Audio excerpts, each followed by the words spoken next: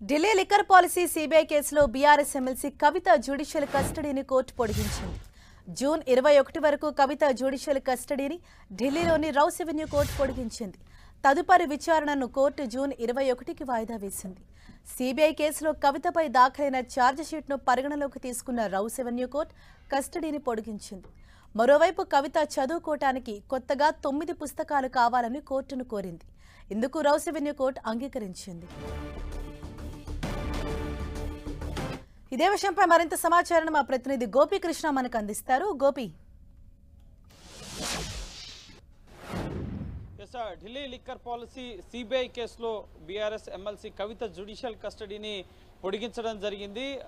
June నెల 21 వరకు కూడా కవిత జ్యుడిషియల్ కస్టడీని పొడిగించడం జరిగింది. అలాగే సిబిఐ దాఖలు చేసిన సప్లిమెంటరీ ఛార్జ్ షీట్ను పరిగణలోకి తీసుకునే అంశంపైన జూలై 6వ తేదీన విచారణ జరుపుతామని చెప్పి Rouse Avenue court judge Kaveri Baweja స్పష్టం చేశారు. కేసు దర్యాప్తు పురోగతిని కోర్టుకు వివరించడం జరిగింది. సిబిఐ ఈ ఛార్జ్ షీట్ని పరిగణలోకి తీసుకునే అంశంపైన, ముఖ్యంగా ఛార్జ్ షీట్ మొత్తాన్ని కూడా జడ్జ్ చదవాల్సి ఉంటుంది. పరిగణలోకి తీసుకునే అంశానికి సంబంధించి కవితకు వ్యతిరేకంగా ఎటువంటి ఆధారాలు ప్రొడ్యూస్ చేశారో వాటిని కూడా పరిశీలించాల్సి ఉంటుంది. కాబట్టి ఛార్జ్ షీట్ని పరిగణలోకి తీసుకునే అంశంపైన జూలై 6వ తేదీన విచారణ జరగబోతోంది. అప్పటి వరకు కూడా కవిత జ్యుడిషియల్ కస్టడీలోనే ఉండబోతున్నారు. ఈ లిక్కర్ పాలసీ సిబిఐ కేసులో, అవినీతి కేసులో ఏప్రిల్ 11వ తేదీన తీహార్ జైల్లో ఈడీ కేసులో జ్యుడిషియల్ కస్టడీలో ఉన్న సమయంలోనే కవితను సిబిఐ అరెస్ట్ చేయడం జరిగింది. లిక్కర్ కేసులో కవిత పాత్ర కీలకం. ఆమె కింగ్ పిన్ గా వ్యవహరించారు. లిక్కర్ పాలసీ రూపకల్పన డ్రాఫ్ట్ అనేది ముందస్తుగానే ఈ సౌత్ గ్రూప్ కి రావడం జరిగింది. కవితకు వ్యతిరేకంగా తమ వద్ద ఆధారాలు ఉన్నాయంటూ ఆమెను విచారించాలని చెప్పి తీహార్ జైల్లోనే ఏప్రిల్ 11వ తేదీన కవితను అరెస్ట్ చేశారు.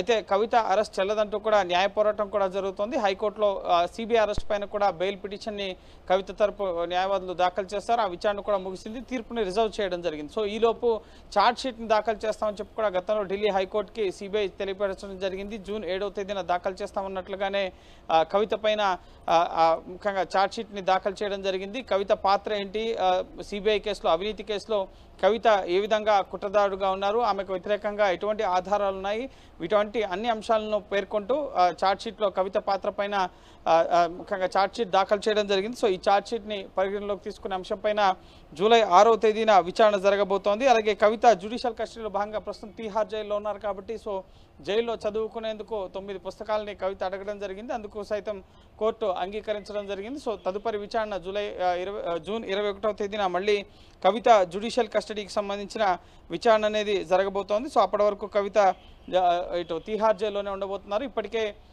ఈడీ కేసులో, మనీ లాండరింగ్ కేసులో కవిత పైన ఛార్జ్ షీట్ దాఖలు చేయడం జరిగింది. ఆ ఛార్జ్ షీట్ని కూడా ఇప్పటికే కోర్టు పరిగణలోకి తీసుకుంది. తదుపరి జ్యుడిషియల్ రిమాండ్ జూలై 3వ తేదీ వరకు కూడా విధించడం జరిగింది. ప్రస్తుతం ఈ ఎండాకాలం మొత్తం కూడా కవిత జైల్లోనే ఉండే పరిస్థితి ఏర్పడింది. జూలైలో కూడా ముఖ్యంగా ఇటు జూలైలో వెకేషన్, ఢిల్లీ హైకోర్టు బెంచ్ ప్రస్తుతం వెకేషన్ బెంచ్ నడుస్తుంది. రెగ్యులర్ కోర్టు జూలైలో ప్రారంభమవుతుంది. అప్పుడే కవిత బెయిల్ పిటిషన్లకు సంబంధించిన అంశంపైన రౌస్ ఎవెన్యూ కోర్టు తీర్పును సవాల్ చేస్తూ దాఖలు చేసిన పిటిషన్లపైన ఢిల్లీ హైకోర్టు జూలై నెలలో తీర్పును వెలువరించబోతుంది. చూడాలి జూలై నెలలో ఆయన కవితకు ఊరట దక్కుతుందా, ఆమె ఈ లిక్కర్ కేసు నుంచి బయటపడతారా లేదా అనేది జూలై నెలలో తేలబోతుంది. ప్రస్తుతం సిబిఐ కేసులో ఛార్జ్ షీట్ దాఖలు చేయడం జరిగింది కాబట్టి ఆ ఛార్జ్ షీట్లో ఉన్న అంశాలను కోర్టు ఒకవేళ పరిగణలోకి తీసుకుంటే దీనిపైన ట్రయల్ మొదలయ్యేంత వరకు కూడా ఇటు కవిత తీహార్ జైల్లోనే గడపాల్సిన పరిస్థితి ఏర్పడుతుంది. Right, thank you Gopi.